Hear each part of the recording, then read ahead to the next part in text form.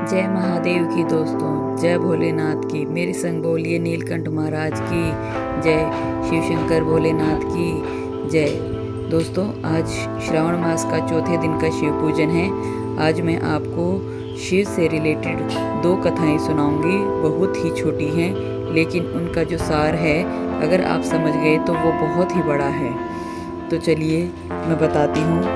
पहली है एक गरीब ग्वाले की कथा। बहुत समय पहले की बात है। एक छोटे से गांव में एक ग्वाला रहता था। वह हमेशा जंगल में जाता और अपनी गायें चराता था। उसका नाम धनु था। वह बहुत ही गरीब था, लेकिन भगवान शिव का वह परम भक्त था।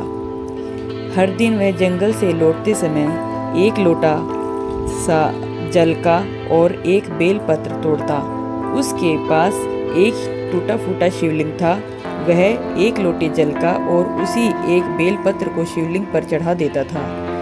वह कुछ नहीं जानता था, न तो पूजा करने की विधि, न ही कोई मंत्र।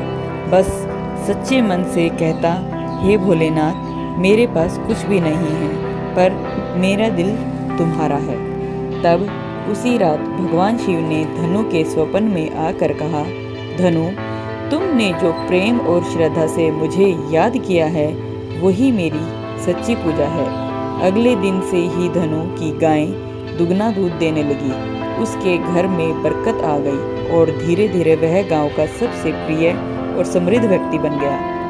कथा का सार यही है, शिवजी जी को धन दौलत नहीं चाहिए, वे भाव के भूखे हैं।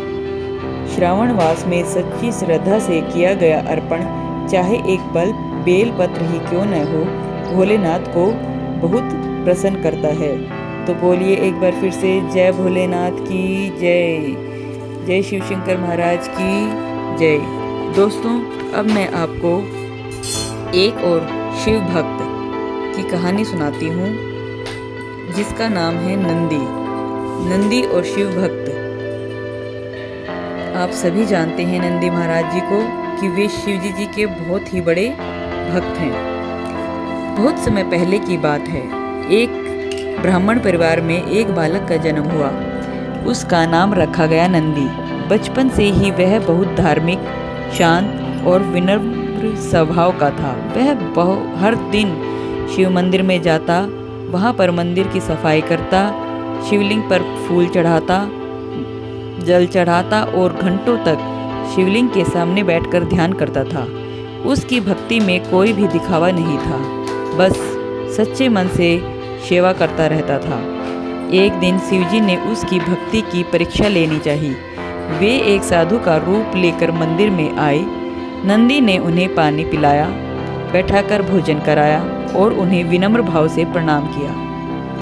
तब साधु महाराज के वेश में आए हुए शिवजी जी ने उनसे कहा कि तू रोज शिव की पूजा करता है, लेकिन क्या फल मिला? नंदी मुस्कुराया और बोला, साधु महाराज, मुझे कुछ नहीं चाहिए। मेरे प्रभु की सेवा ही सबसे बड़ा फल है मेरे लिए। शिवजी जी तुरंत ही अपने असली रूप में प्रकट हो गए और नंदी से बोले, नंदी, आज से तुम मेरे वाहन और मेरे परम भक्त कहलाओगे। शिवजी जी ने नंदी को वरदान दिया कि तुम मेरे साथ सदा रहोगे। तुम्हारे बिना मेरी पूजा अधूरी मानी जाएगी। जो भक्त तुम्हें प्रणाम करेगा, उसका संदेश मुझ तक पहुंच ही जाएगा।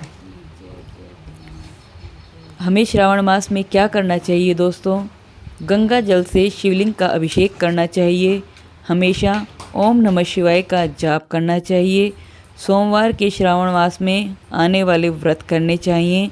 जल, बेलपत्र, आक, धतूरा, हमेशा प्रतिदिन जल चढ़ाते हुए शिवजी को इनमें से कुछ न कुछ वस्तुएं चढ़ाएं। बोलो एक बार फिर से, नंदी महाराज की जय, भोले महाराज की जय, जय नीलकंठ महादेव की जय। आपके यह सावन महीने का चौथा दिन शुभ हो। भगवान आपकी सभी मनोकामनाएं को पूर्ण करे। आपको नमस्कार है।